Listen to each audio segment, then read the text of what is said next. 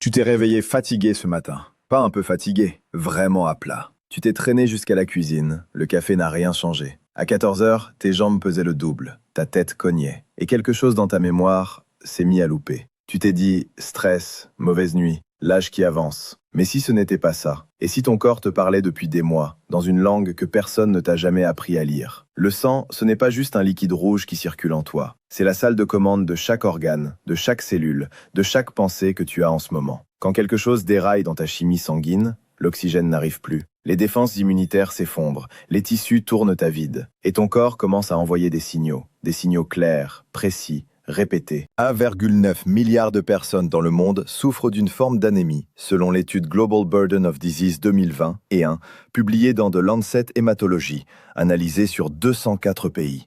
Près de 2 milliards de personnes. Et la majorité d'entre elles ne le sait pas encore. Je m'appelle Dr Ryan Montel, je travaille en santé préventive depuis plus de 15 ans. Et la question que je pose à chaque patient qui entre dans mon cabinet, c'est celle-là. Depuis combien de temps ignores-tu ce que ton sang essaie de te dire? Aujourd'hui, tu vas découvrir 11 signaux d'alarme que ton sang envoie chaque jour et que presque tout le monde range dans la case « normal ». La fatigue? Normal. Le brouillard mental? L'âge. Les pieds froids? La météo. Non, ce ne sont pas des coïncidences, ce sont des données. Le signe numéro 5, c'est celui que mes patients dismissent le plus systématiquement. Et c'est aussi le plus dangereux, parce qu'il ressemble à quelque chose d'ordinaire. Tout ce que tu vas entendre dans cette vidéo est fondé sur des recherches publiées, revues par des pairs, issues du Mayo Clinic, des National Institutes of Health et de l'Université de Birmingham. Les problèmes de santé sanguine ne s'annoncent jamais de façon dramatique. Ils s'installent lentement. D'abord la fatigue, puis le brouillard, puis les signes physiques. Et au moment où la plupart des gens font le lien, le déséquilibre couve depuis des mois, parfois des années. Cette fenêtre précoce, c'est ta meilleure chance d'agir. Ne quitte pas cette vidéo. Ce que tu vas apprendre peut littéralement changer ta trajectoire de santé. Ce que les médecins ne te disent pas, ou plutôt, ce que le système de santé n'a pas le temps de t'expliquer lors d'une consultation de 12 minutes. Voici la vérité contre-intuitive. Tu peux avoir une analyse sanguine qui rentre dans les normes et quand même souffrir d'une carence grave. Comment c'est possible? Parce que la plupart des bilans standards ne mesurent pas les bons marqueurs. Ton médecin regarde ton hémoglobine. Si elle est à la limite basse du normal, il dit « c'est correct » et il passe à autre chose. Mais il ne regarde pas ta ferritine sérique, la réserve de fer stockée dans tes cellules. Il ne vérifie pas ta B12 active. Il ne mesure pas ta CRP ultrasensible qui indique l'inflammation de bas grade. Imagine que ton sang est comme un réseau de livraison de colis. L'hémoglobine, c'est le camion. La ferritine, c'est l'entrepôt derrière. Tu peux avoir des camions qui roulent et un entrepôt presque vide. Les livraisons continuent, mais pour combien de temps? C'est exactement ce que vit une personne sur 3 dans les pays industrialisés sans jamais le savoir. Une étude publiée dans le Journal of Internal Medicine sur 2400 patients a montré que 34% des personnes présentant des symptômes de fatigue chronique avaient une ferritine basse, avec un taux d'hémoglobine pourtant considéré comme normal par leur médecin. 34%, soit une personne sur 3. Épuisée, ignorée, renvoyée chez elle avec « reposez-vous davantage ». C'est pour ça que cette vidéo existe. Pas pour remplacer ton médecin, mais pour t'armer avec les bonnes questions. Parce que quand tu sais exactement ce qui se passe dans ton corps, tu peux demander les bons examens. Tu peux obtenir les vraies réponses. Et ça change tout.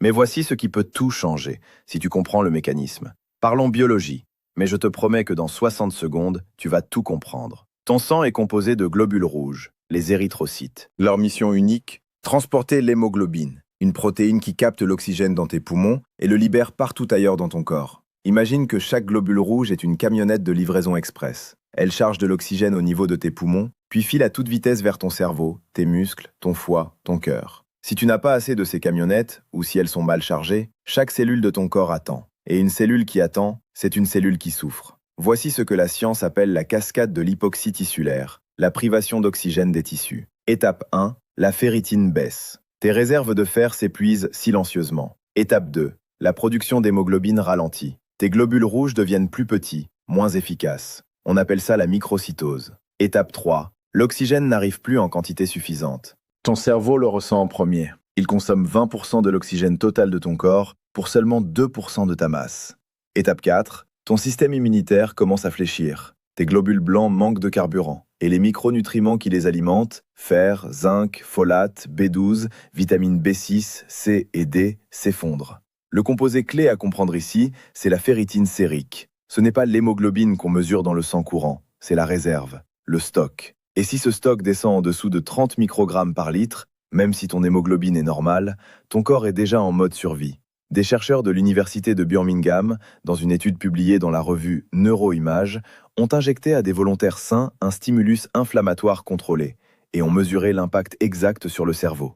Résultat, une altération mesurable de l'état d'alerte cérébrale, de la motivation, de la mémoire de travail. Pas à cause de l'âge, pas à cause du stress, à cause de l'inflammation sanguine. C'est pour ça que tu dois connaître ces 11 signaux, parce que ton corps te les envoie bien avant que la situation devienne critique. Et maintenant, voici ces 11 signaux, un à un, avec ce qu'ils veulent dire exactement et ce que tu dois faire. Voici les 11 signaux que ton sang t'envoie. Je les ai regroupés dans un cadre que j'appelle le protocole sang, pour que tu puisses t'en souvenir n'importe où, n'importe quand. Signal 1. Fatigue que le sommeil ne répare pas. Tu dors 7 à 8 heures, tu te réveilles épuisé, pas juste fonctionnel, vraiment à plat. Tes globules rouges ne livrent plus l'oxygène à temps. Chaque cellule attend une livraison qui n'arrive pas. Ce n'est pas de la paresse, c'est de la biologie. Action. Demande un bilan incluant ferritine sérique plus NFS complète. Signal 2. Peau pâle, terne ou légèrement jaune. La pâleur au niveau des paupières internes, des gencives, des lits inguéaux, c'est un signe documenté de faible hémoglobine. Une teinte jaune, ictère, indique que tes globules rouges sont détruits trop vite, hémolyse. Le Mayo Clinic le confirme, c'est l'un des marqueurs les plus fiables. Ta peau est un organe, elle envoie des rapports. Action, regarde la couleur de l'intérieur de ta paupière inférieure. Elle doit être rose vif, pâle ou blanche, c'est un signal. Signal 3, cheville gonflée, jambes lourdes le soir. Fluide qui s'accumule dans les extrémités inférieures, l'œdème périphérique. Ton sang ne maintient plus la pression oncotique suffisante pour garder les fluides dans les vaisseaux. Il fuit dans les tissus. Action. Si tes chaussettes laissent une marque chaque soir et que ça arrive régulièrement quelle que soit ta journée, bilan sanguin, marqueurs rénaux et protéines. Signal 4. Brouillard mental, mémoire qui lâche. Tu entres dans une pièce et tu ne sais plus pourquoi. Un mot disparaît en pleine phrase. Tu relis un paragraphe 3 fois. Ton cerveau réclame 20% de l'oxygène de tout ton corps. Quand les livraisons ralentissent, il est le premier touché. Action. Si c'est récurrent depuis plus de 3 semaines, demande une CRP ultrasensible en plus du bilan standard. Signal 5. Cicatrisation lente, infection répétée. Une coupure qui met 2 semaines à guérir au lieu de 5 jours. Un rhume qui s'accroche pendant 1 mois. Des aftes qui reviennent. Ton système immunitaire tourne entièrement grâce à ton sang. Quand les micronutriments manquent, fer, zinc, folate, B6, B12, C, D, tes défenses s'effondrent. Les gens n'associent pas ça au sang. Ils achètent des compléments au hasard. Ils ne testent jamais ce qui manque vraiment. Action. Bilan micronutriments complet. Zinc, B12, D, folate, CRP. Signal 6. Palpitation cardiaque ou pouls qui s'emballe. Ton cœur skips. Il s'accélère quand tu te lèves trop vite. Il cogne trop fort au repos. Quand ton sang ne transporte pas assez d'oxygène, ton cœur compense. Il bat plus vite, plus fort, pour pousser ce qu'il reste. Les cardiologues appellent ça la compensation à haut débit. Sur le long terme, ça use le système cardiovasculaire. L'American Heart Association et la Cleveland Clinic confirment.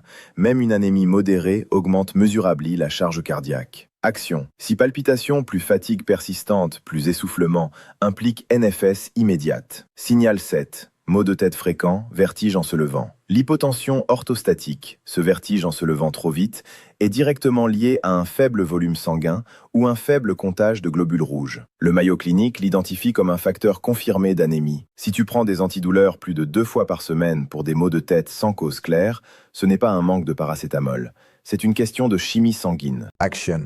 Demande à ton médecin un bilan de pression artérielle plus hémoglobine plus ferritine.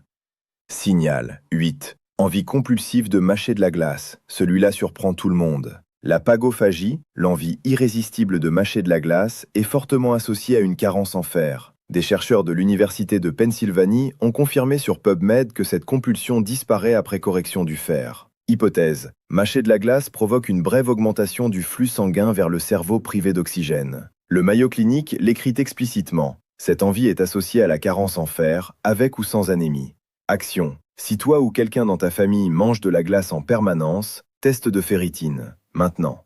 Signal 9. Mains et pieds froids, même dans une pièce chauffée. Les doigts et les orteils sont les points de livraison les plus éloignés de ton cœur. Quand le volume sanguin ou la charge en oxygène diminue, ces extrémités refroidissent les premières. Un faible taux de fer réduit la capacité du sang à transporter l'oxygène générateur de chaleur vers la périphérie. Ce n'est pas un trait de caractère, c'est une conversation que ton corps essaie de commencer avec toi. Signal 10. Chute de cheveux, ongles cassants. Plus de cheveux dans la douche que d'habitude, des ongles qui s'effritent. Un amincissement qui ne correspond pas à ton âge. Quand le sang est appauvri en nutriments, ton corps fait du triage. Les organes vitaux d'abord, les cheveux et ongles en dernier. Une étude transversale publiée dans Clinical and Cosmetic Investigational Dermatology a trouvé une ferritine significativement plus basse chez les patients souffrant d'effluvium télogène, la perte de cheveux liée aux carences. Une carence en fer sans anémie complète peut provoquer une chute de cheveux qui semble inexpliquée dans les bilans standards. Action. Si ton bilan hémoglobine est normal mais que tes cheveux tombent,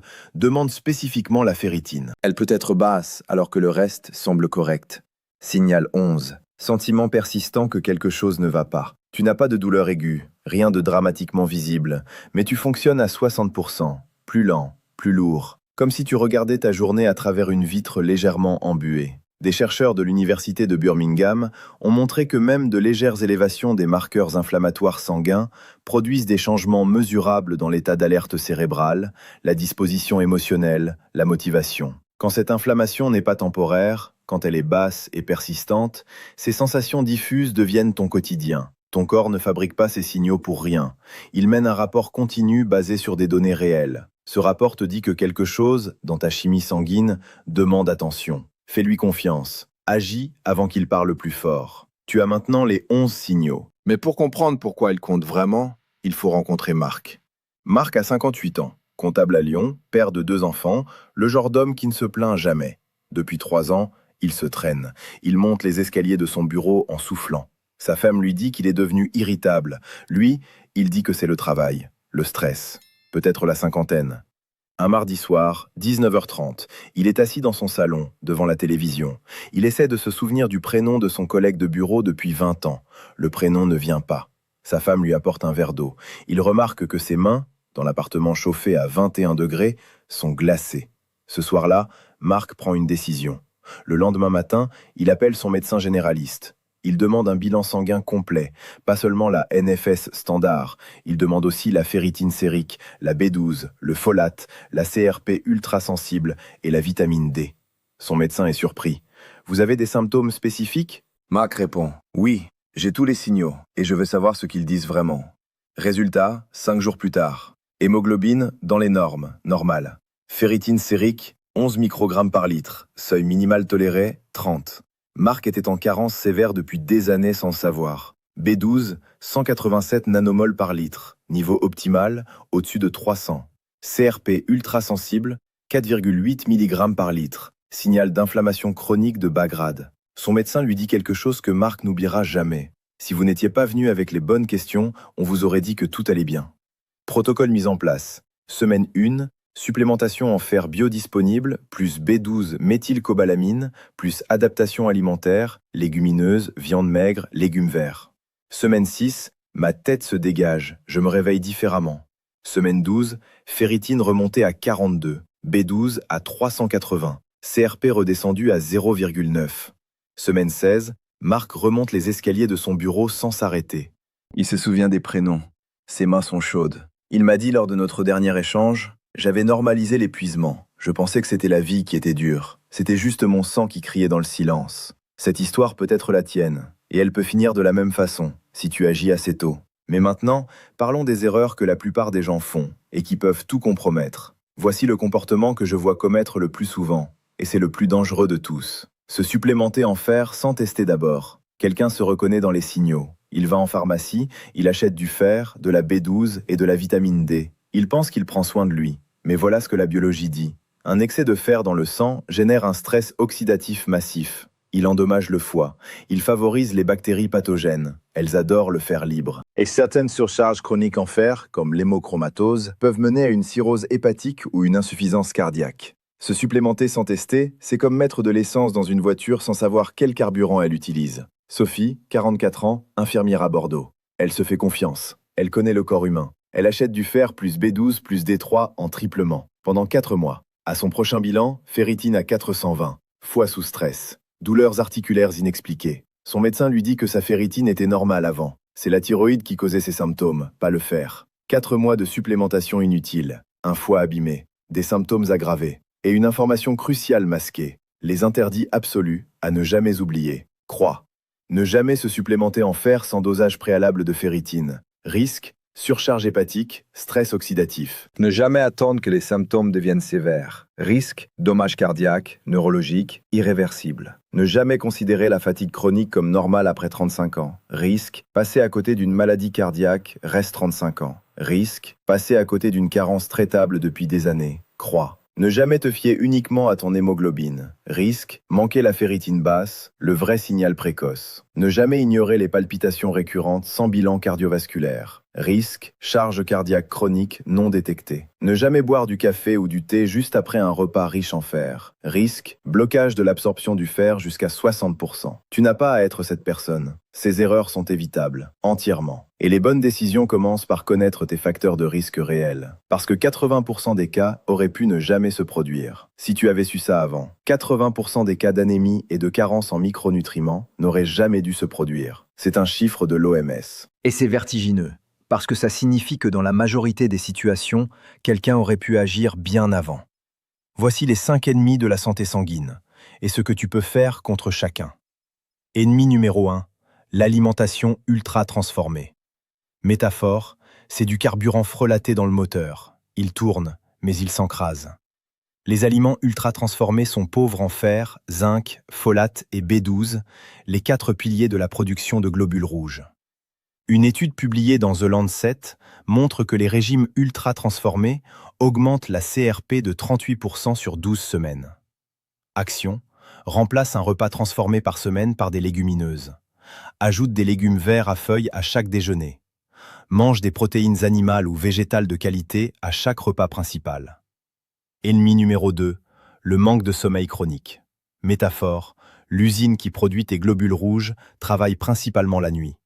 Si tu la fermes trop tôt, la production ralentit. Moins de 6 heures de sommeil par nuit pendant 4 semaines réduit la production d'érythropoïétine, l'hormone qui stimule la fabrication des globules rouges, de 15 à 25%, selon des données publiées dans Sleep Medicine Reviews. Action, heure de coucher fixe, 7 à 9 heures de sommeil, pas d'écran 30 minutes avant de dormir. Ennemi numéro 3, l'inflammation chronique de bas grade. Métaphore, un feu de brousse permanent, trop petit pour qu'on l'éteigne, mais qui brûle tout en continu. La CRP ultrasensible supérieure à 3 mg par litre est associée à une réduction de l'absorption intestinale du fer de 40%. Ton corps absorbe le fer, mais l'inflammation l'empêche de l'utiliser correctement. Action, réduire sucre raffiné et huiles hydrogénées. Augmenter oméga 3, sardines, maquereaux, noix. Marche quotidienne de 30 minutes. Ennemi numéro 4, la sédentarité. Métaphore, une rivière qui ne coule pas devient un marécage. L'exercice régulier améliore la microcirculation, stimule la production d'érythropoïétine et réduit l'inflammation vasculaire. 150 minutes par semaine d'activité modérée, c'est la recommandation de l'OMS. Et c'est suffisant pour observer une différence mesurable sur le bilan sanguin en 8 semaines. Action, marche rapide, vélo, natation. N'importe quoi qui fait monter le rythme cardiaque modérément.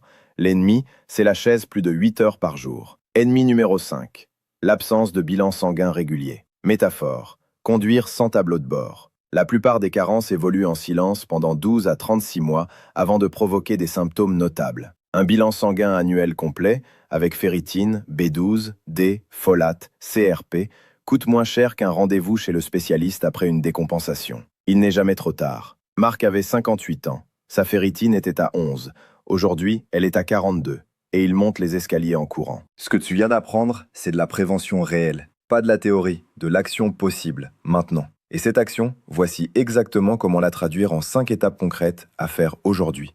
Pendant cette vidéo, quelque chose s'est passé. Tu as appris que 1,9 milliard de personnes vivent avec un problème sanguin qu'elles n'ont pas encore identifié. Tu as compris que ton hémoglobine peut être normale et ta ferritine critique. Tu as vu que Marc, 58 ans, fatigué depuis des années, a récupéré en 16 semaines avec les bons examens et les bons ajustements. Et tu as appris les 6 erreurs qui peuvent tout compromettre et comment les éviter. Maintenant, voici ce que tu fais, aujourd'hui. Pas demain, aujourd'hui. Action 1.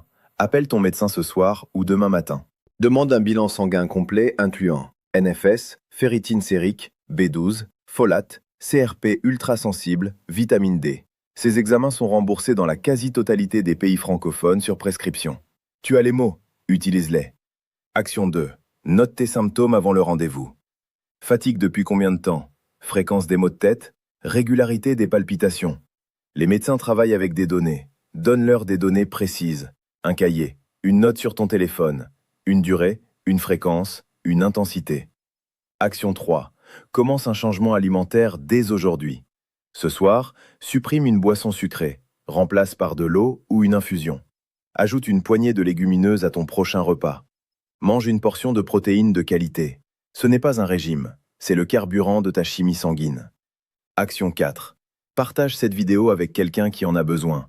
Pense à quelqu'un dans ta vie qui se plaint d'être fatigué depuis des années. Qui dit, c'est l'âge. Qui n'a pas fait de bilan depuis plus de 2 ans? Envoie-lui cette vidéo, maintenant, pas plus tard. Ce geste peut avoir plus d'impact que tu n'imagines. Action 5. Abonne-toi et active la cloche. Chaque semaine, je publie des informations médicales fondées sur la recherche. Pas du contenu anxiogène, pas de la désinformation. Des données, des protocoles. Des outils concrets que tu peux utiliser pour prendre soin de toi et des gens que tu aimes. Les 3 choses à retenir de cette vidéo. 1. L'hémoglobine normale ne suffit pas. Demande la ferritine sérique. 2. Les 11 signaux que tu ignores sont des données biologiques réelles, pas du vieillissement normal. 3. Agir tôt, c'est agir bien. La fenêtre précoce est ta meilleure chance. Écris « oui » dans les commentaires si cette vidéo t'a appris quelque chose que tu ne savais pas. Et dis-nous quel signe t'a le plus surpris.